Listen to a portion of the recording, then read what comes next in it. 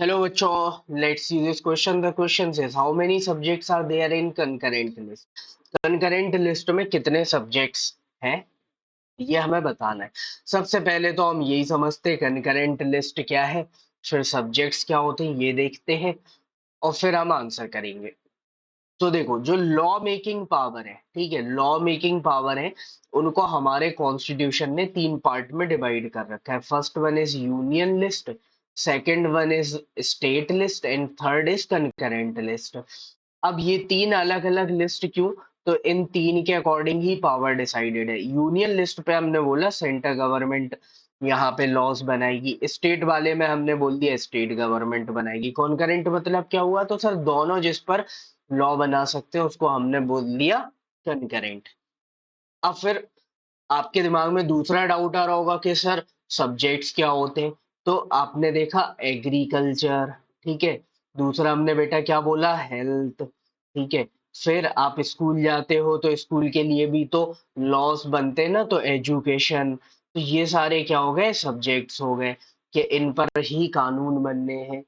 अब इनको हमने अलग-अलग लिस्ट में डाल दिया, किसी को हमने यूनियन में डाल दिया, किसी को स्टेट में डाल दिया और किसी को कंकरेंट में डाल दिया।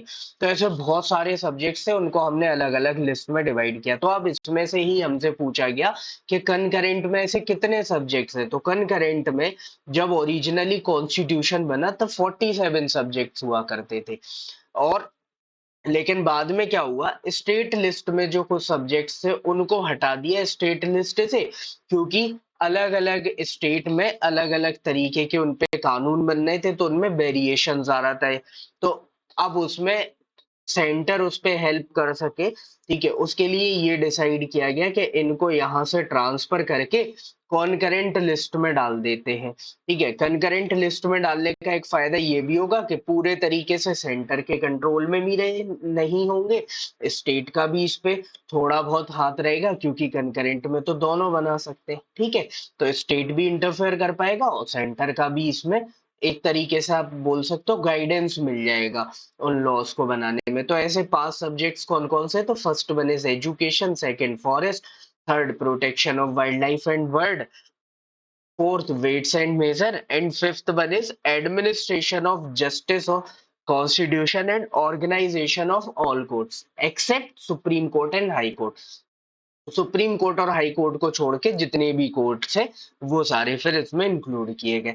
तो ये जो 5 सब्जेक्ट है इनको ट्रांसफर कर दिया स्टेट लिस्ट से कहाँ पे?